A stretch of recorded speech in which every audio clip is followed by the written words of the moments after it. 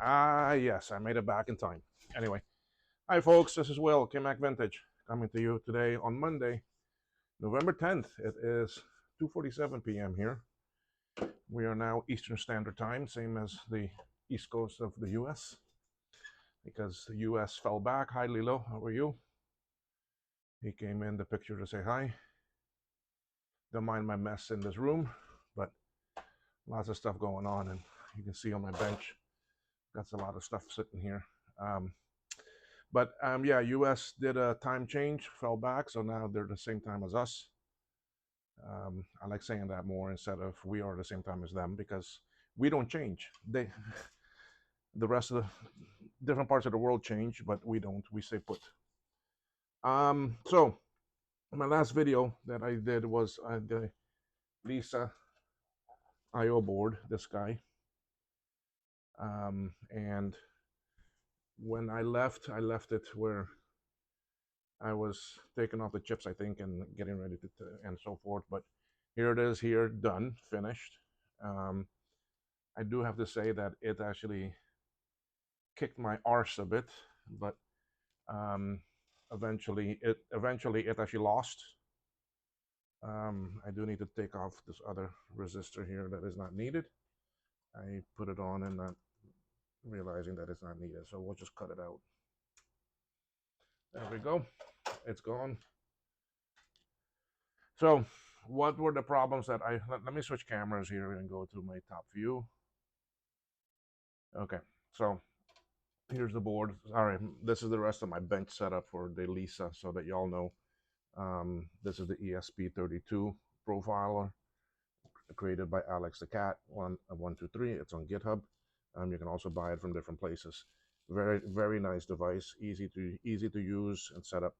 The mouse, of course, the normal motherboard, the two RAM cards, and then I'm using a breakout board here that connects, that gives me keyboard input, floppy, power, and everything, and so forth. Then I have RGB to HDMI that goes to my little screen over here, and I can do my stuff that I need to do. ATX power supply, a Pico ATX, and a speaker connected, and so forth. But anyway, so what were the problems with this board? When I went to plug it in, um, on in the real Lisa that's sitting there behind me. First thing I noticed was that when I press on the power button, it would blink a few times rapidly, and it's not like a toggle, like push it once, it comes on and stays on.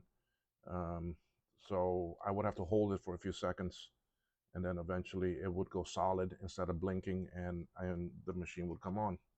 So that was the first issue that I saw that I was having problems with. Then the second issue was that I wasn't getting anything. Nothing was coming up, nothing at all. Um, I would get the screen, but it wouldn't go into the testing mode, and so that took me a while to go and figure out. But um, basically, what I done then was I went I went through and removed every single LS chip one at a time and ran them through my tester, and most of the stuff tested okay. And I'll get back to that because there was one mistake I did when I was testing, and if I caught that at that time, I would have solved a lot of problems on part two that I'm going to explain to you of what happened. I'm getting tired of holding that, so let me just try to see if it can balance there. Okay. So I tested each of the LS chips. I took them out and I tested them and so forth. And um, I had one bad chip somewhere down here. Oh, sorry, here. This actually 3 23. I don't have any of those, and apparently they're not made anymore or something. And I did buy some finally off of eBay, but this one is from my good working board, so um, I have to wait on those chips to come in for me to finish it. But anyway, I found one bad chip, but that didn't solve my problem with going into testing mode. Um, what I ended then I was like, okay, well, let me go check all of my work that I did. So I started checking actually resistors and all that, and with my meter and so forth. Ran through it once, didn't find anything. Ran through it a second time, didn't find anything. Then I'll say, you know what? It's got to be something that I did wrong. It's got to be a resistor because this board is not that complicated. Okay, I mean, it's just certain things in certain places, the values, I mean, I've already done some of these, so it was like, did I buy something wrong, or did I put something in the wrong place, and so forth. So then it came out to be, remember, if you watched the first part video, this R1 right here, okay, I said, oh, let me put that on, and I went and took 160 ohm. um, I took 100, I took 150, I think it was 150. But when I went to measure it and I looked at it, it was coming up 150K, or it was 160K, and that needed to be only 150 ohms, not K. So I replaced that, and what do you think? It went into testing mode. So that was my first issue. I had a wrong value, one actually resistor right there that was wrong. Now in the meantime, I still have that power switch blinking issue. So I solved one thing, then kept on looking and looking, um, checking my work, checking up here, checking on the bottom, and so forth, and all that. And lo and behold, I don't remember where it was, but somewhere on the backside, I found a solder blob that was shorting 2 pins out. So, and well, it wasn't really even a solder blob; it was just like a solder debris that got stuck there, and it stayed. Because I have not washed this board, I have not cleaned it or done anything yet. But really, there's not too much to do. I just need to rub the back side and the front a little bit, and it'll be good to go. I removed that blob, and the power issue solved. So now I push the power button, and it would come on right away. By the way, don't get bored of this video. We are going to go to using this stuff because I got a lot to talk about Tashilisa today. So there's going to be some interesting things. At least to me, they were interesting. So anyway, I removed that solder blob, and now we get power on right away, and all that. So this was still working in the main machine, in the main chassis, okay, and not on the bench setup here. So then it would do a self test and so forth, and then the second problem showed up, okay, which I was getting error code 57, which is the disk controller failure. So I will go through, and speaking of that, I think I can put his other chip back on here. This is the Sun Micro. This is all the Sun remarketing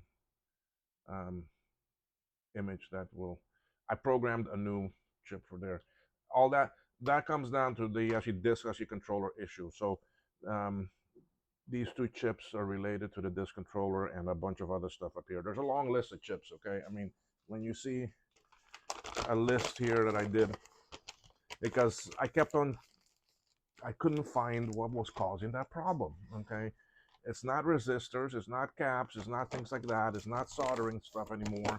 So it's got to be chips. It's got to be something logical. Something is some TTL chip logic chip is not working no more, so, or not working right.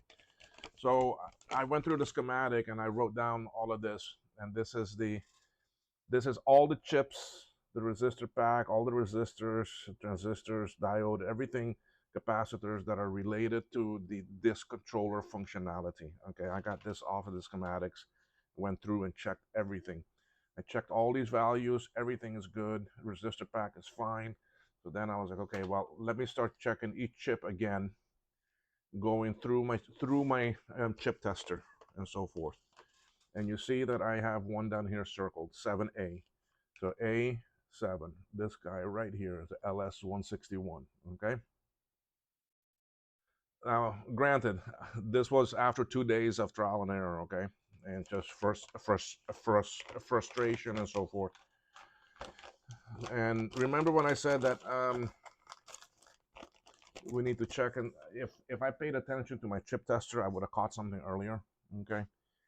This chip here, when I ran it through my chip tester, okay, it wasn't showing up as a 74-161. Now, any one of you that use the T48 or the 688 or 688 programmer and so forth software knows that when you go test a logic chip like actually this, it will pop up and say 74-161. So I put this in, I run the auto detect feature. I click on that button, and it will go through and scan and try to find it.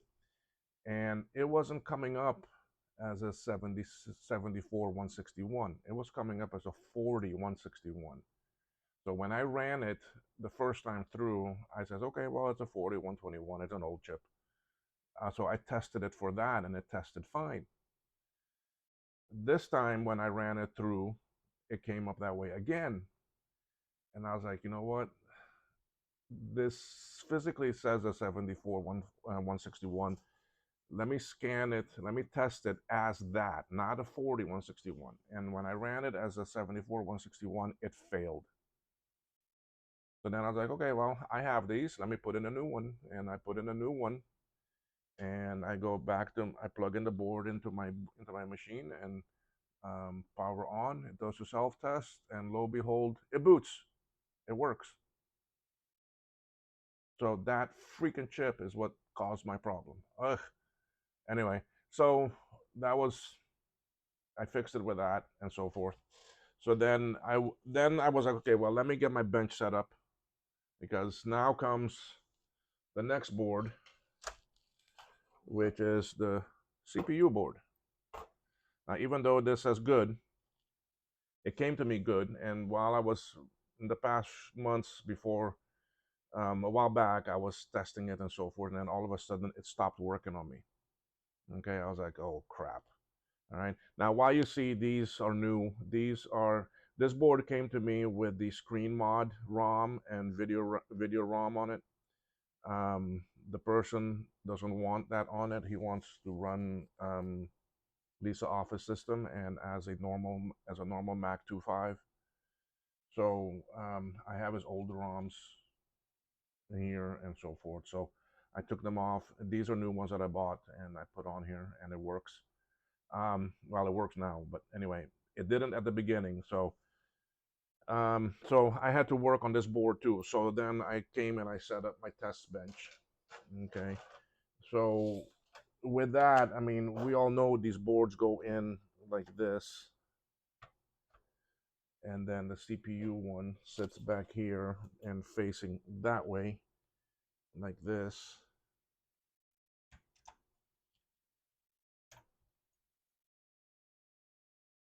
Come on. Okay.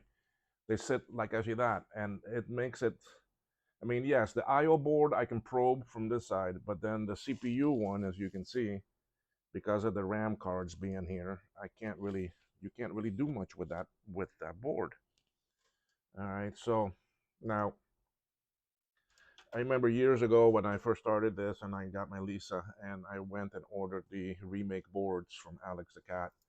Um, I he made the I/O board and some other things, but then Warmac made some adapter boards that are these things that allow you to basically raise. You put that in, and then you can put, I mean, your I/O board slides in here like this. I need to put something here to actually hold it. Okay, so my I/O board is in, but then there's also one for the CPU board, and you can see that it's a bit higher so that the board sits on top. And because this board faces this way, when you move it up and bend it, it will be up. Okay.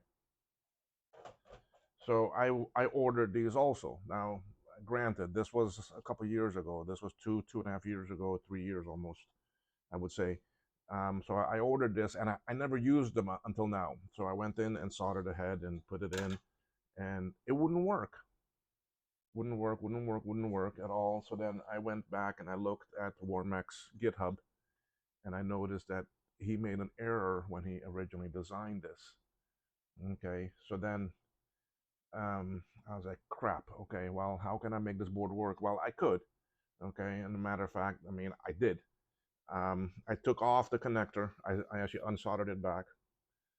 These are hard to find too. Okay, so then I looked at his drawings on the GitHub in the picture, and I come to find what I needed to do, and I needed to cut some traces on both ends.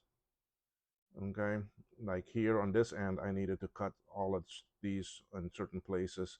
Basically, what he did wrong was he had this in the wrong order. This here should have been flipped.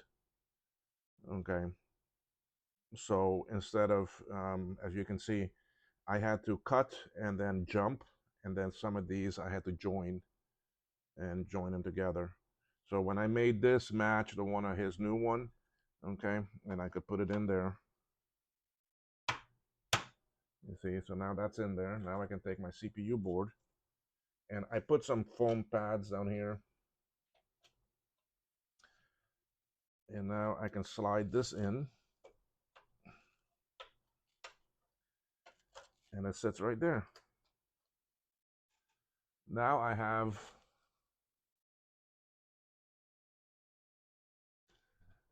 I know it's out of focus a little bit because of the height difference came into play now. Okay, there. So now I have this sitting up here and I could probe things and do what I need to do. Now remember, this board was not working at all. Okay.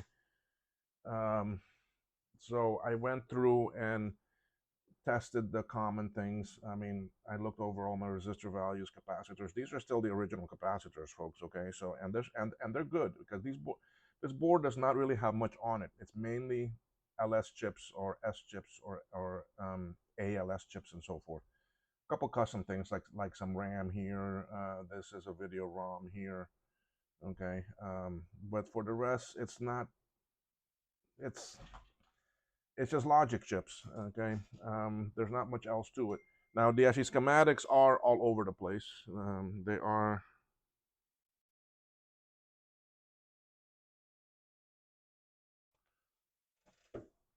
and they can be a bit confusing and overwhelmed. But anyway, so I started working on this with my scope that's sitting over here on the side.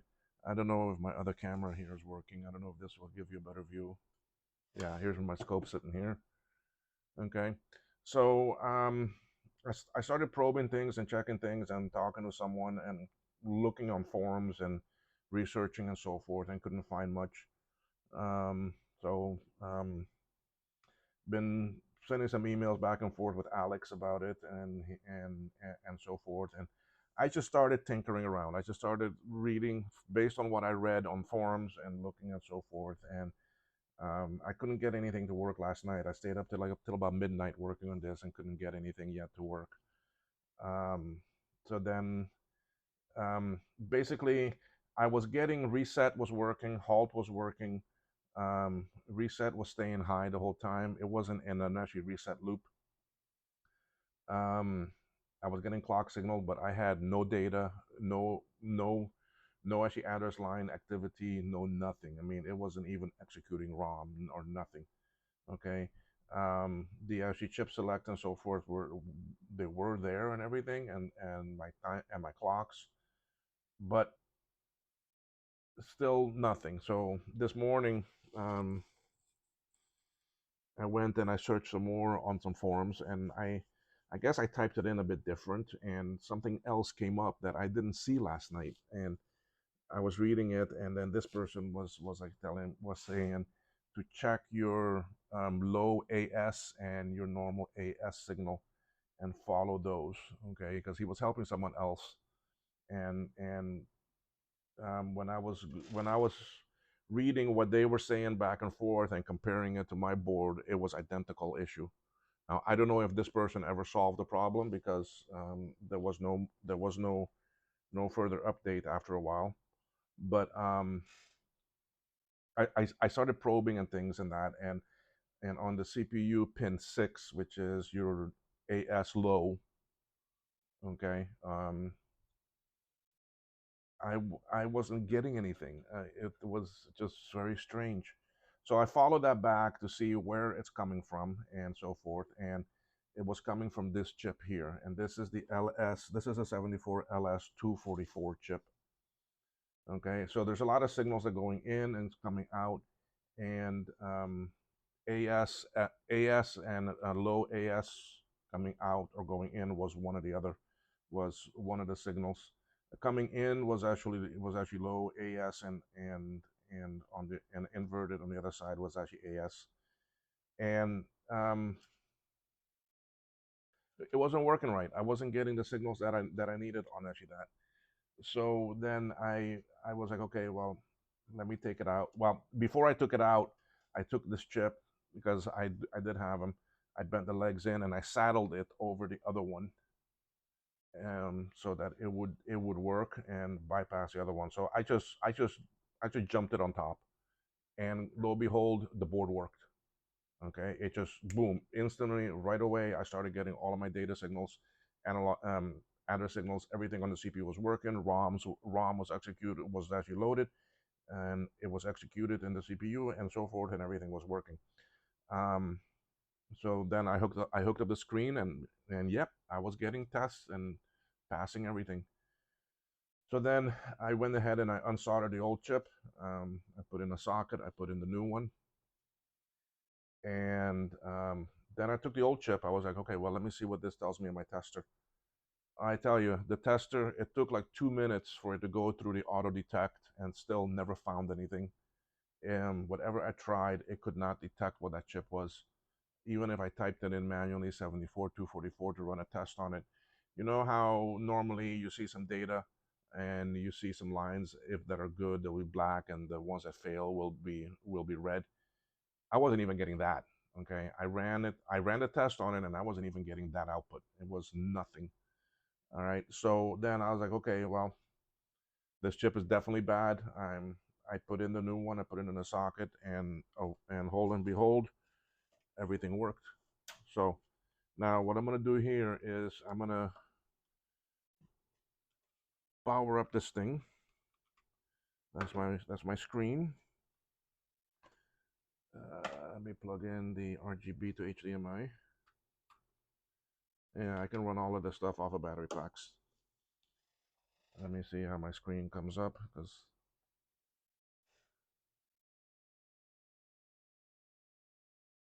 my HDMI, my port on that thing is very flaky.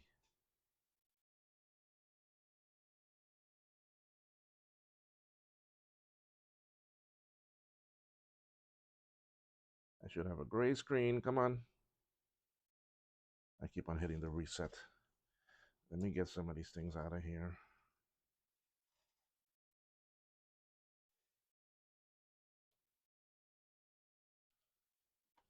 I'm on screen.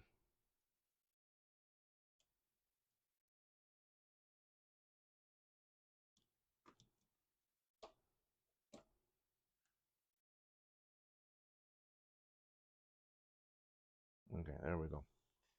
There we go. Now I have it. Okay, so we're gonna power on. Okay, and the Lisa's coming up there. There's the self test. I'm sorry, it looks kind of rough. I don't want to move the camera along too much.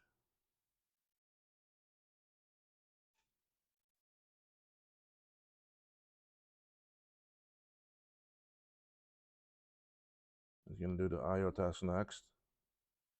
Okay, it's giving me that keyboard error because I think it's something with my keyboard that's over here. But you see that? Oh, why did I not see the profile?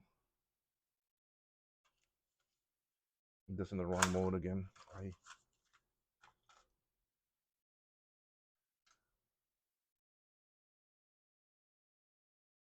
Yes. My the ESP profile has a diagnostic mode and a normal mode. Um,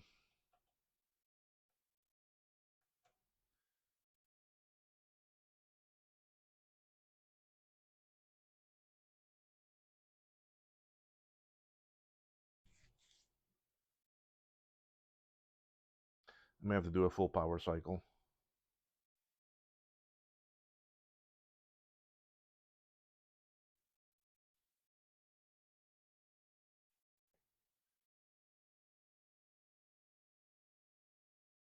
But I'm getting CPU test pass, memory pass, IO pass.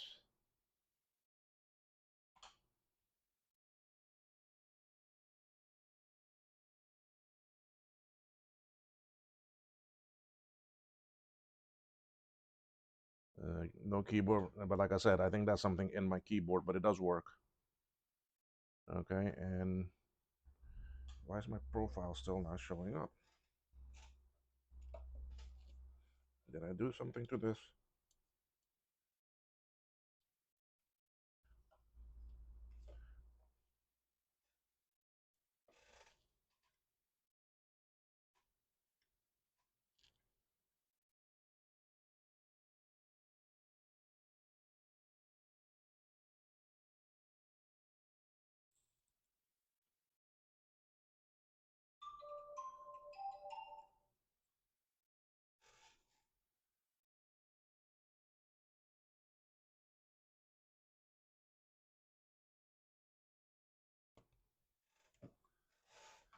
All right, come on. I think because I switched the switch and I didn't reset the profile. And then power cycle it or hit the reset button after switching it. Yep, there it is. Okay, so now I have the profile option. I'm gonna hit Apple 3 on the keyboard. And of course that don't want to work either. No.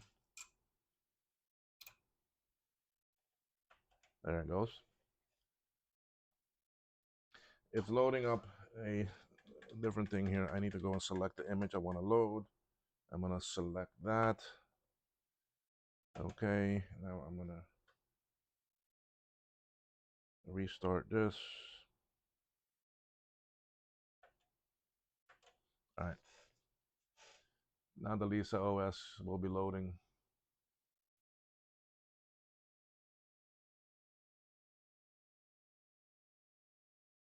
You can see the profile blinking away down here slowly.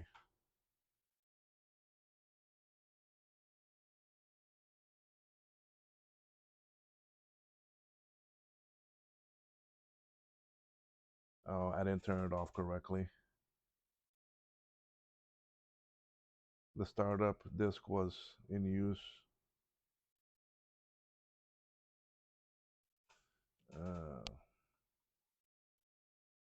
When the Lisa failed, you can check the disk for damage by turning off the Lisa and restarting the office system on diskette. No, don't check. It's okay. Yeah, I turned it off last time when it was still on. I didn't do a proper shutdown. So it looks like that shutdown stuff has been around for a long time. Okay, that's the clock message. So there it is. I have Apple. I have Lisa. I have the. Let's see if I can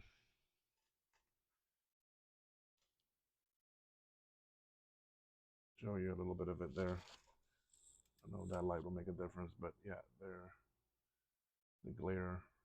I should send this right into my capture device, but I didn't set it up for that right now. Plus my focus is set to the wrong thing.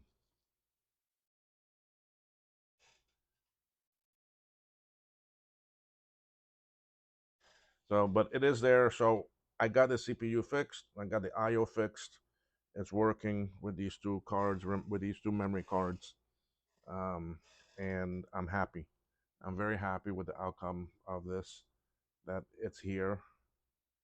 So now, if I just hit the power switch to turn it off,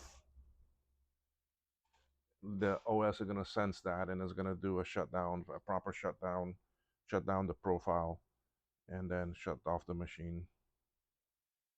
And the light should go off momentarily.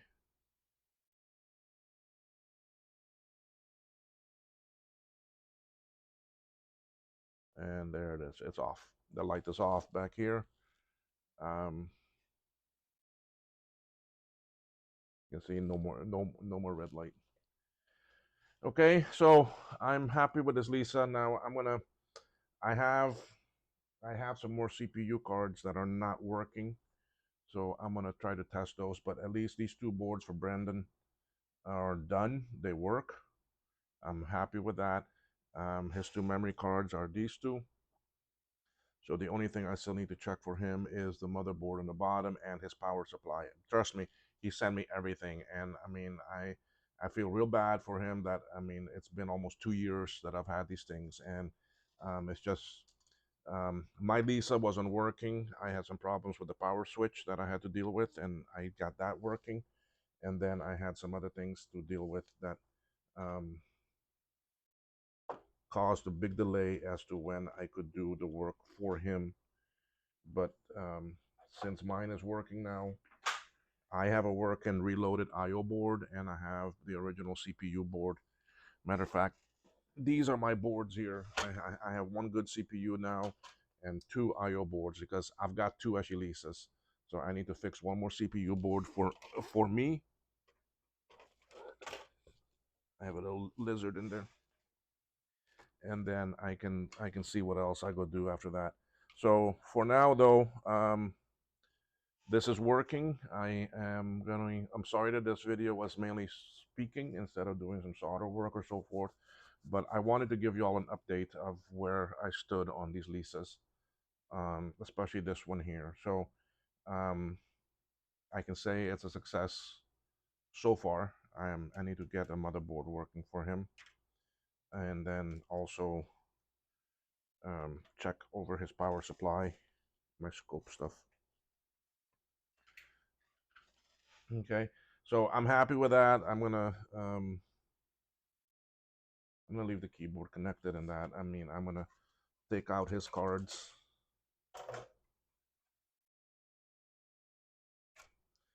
Because if anything, I don't want to mess up his cards. And then I'll leave my bench set up here like this. And it came on. So, and I need to see why my speaker's not working.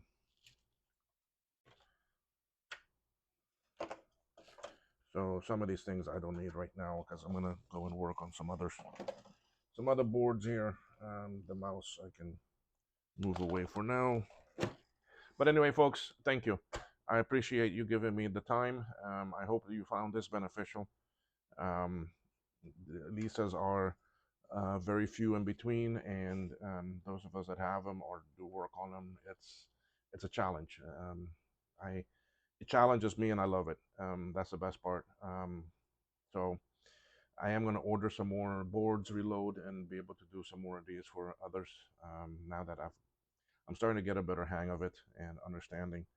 I wish some of these older parts were still actually available and accessible, but they're not, and the ones that are out there are a bit expensive.